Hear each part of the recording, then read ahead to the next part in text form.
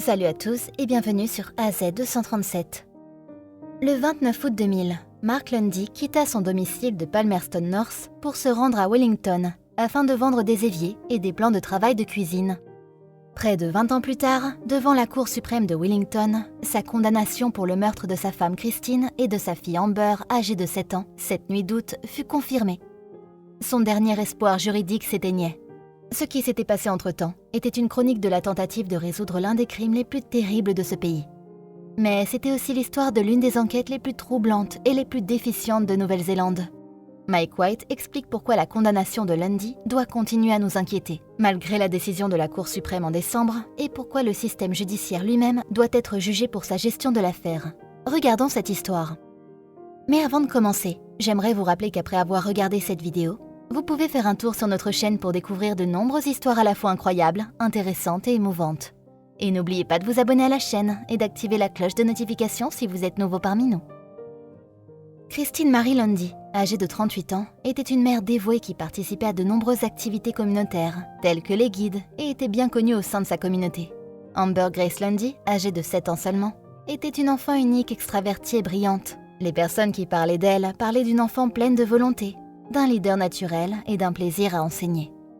Alors qu'ils rentraient ensemble à la maison après l'école le mardi 29 août 2000, ni eux, ni ceux qui les avaient vus n'avaient la moindre idée de l'horreur qui les attendait avant la fin de la nuit.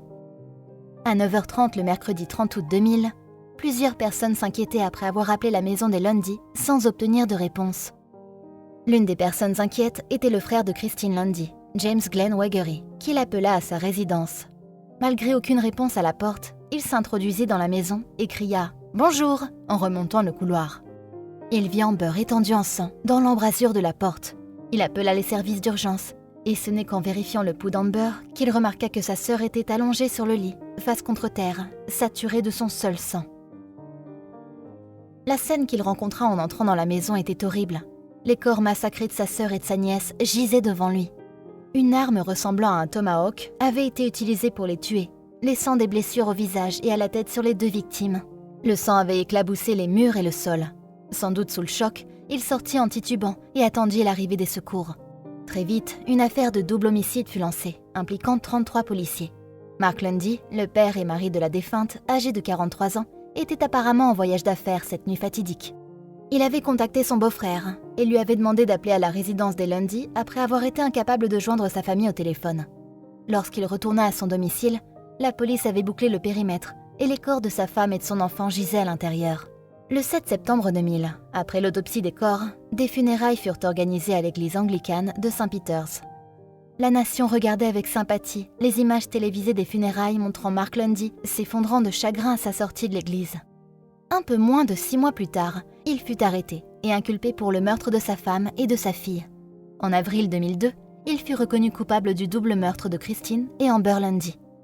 Lors du premier procès, la police se tira une balle dans le pied en accusant Mark Lundy d'avoir conduit de Peyton à Palmerston North et d'avoir commis un double meurtre à la hache, de s'être débarrassé de toutes les preuves et d'être revenu à Peyton à une vitesse qui aurait exigé une moyenne de 120 km/h.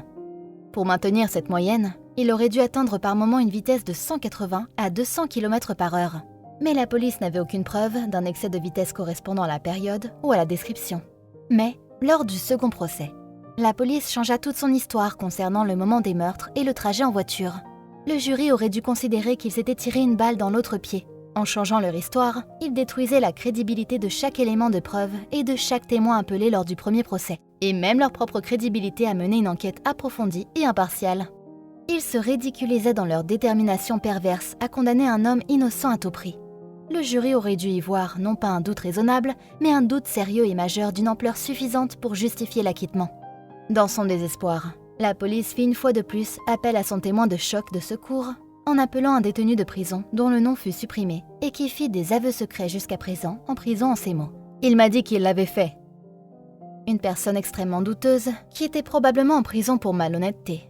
Il était douteux que même Ned Kelly ait le courage d'appeler une telle personne à témoigner. L'accusation affirmait que le motif des meurtres de Lundy était de réclamer une assurance afin de pouvoir régler des dettes professionnelles.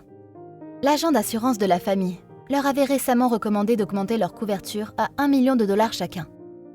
Ils avaient accepté d'augmenter leur couverture à 500 000 $ seulement, Mais cette augmentation n'avait pas encore été impliquée au moment des meurtres, ce qui excluait l'assurance comme motif. Les dettes de l'entreprise s'élevaient à un peu moins de 500 000 $, ce qui n'était pas un montant inhabituel pour une entreprise. Lors des 2 procès, l'accusation insistait beaucoup sur le fait que Lundy jouait le rôle d'un père et d'un mari en deuil. Mais s'il jouait la comédie, il aurait dû travailler à Hollywood et gagner des Oscars au lieu de vendre des accessoires de cuisine en Nouvelle-Zélande. Comment savoir comment une personne peut réagir au meurtre de toute sa famille si elle n'a pas vécu cette expérience elle-même? Comment savoir qu'il existe une forme exacte de deuil que chacun doit suivre s'il veut paraître authentique? En fait, certaines personnes pensent qu'il existe une forme standard de deuil. Ils montrent généralement la photo d'un accusé dans un journal et disent « Regardez, vous pouvez voir qu'il est coupable ». Mark et Christine étaient ensemble depuis 17 ans et la plupart des témoins s'accordaient à dire qu'ils formaient avec Amber une famille heureuse et affectueuse. Le motif de l'assurance qui aurait dû tomber à plat était le meilleur motif que la police pouvait trouver. Au cours de la soirée, les relevés téléphoniques montraient par la suite que Mark avait utilisé son téléphone portable à 3 reprises à Peyton. Il prit d'abord un appel de Christine et Amber. Il appela ensuite un associé et 3 heures plus tard, se sentant seul et ayant consommé une grande quantité d'alcool, il appela une prostituée pour se faire servir. La police prétendait que les 2 derniers appels avaient été passés pour établir un alibi, mais c'était une proposition peu convaincante. Mark Lundy n'était pas un homme stupide et même en état d'ébriété, il aurait su que les prostituées ne font pas des témoins crédibles. Il aurait également su, s'il avait su qu'il irait probablement en cour, que le recours à une prostituée n'augmenterait pas ses chances auprès du jury. Le discrédit des témoins experts de l'accusation jeta un doute supplémentaire sur la version policière des événements. Mais une fois encore, le jury choisit de s'en tenir à la version policière. Le jury ne semblait pas se rendre compte que les 2 versions de la police ne pouvaient pas être correctes.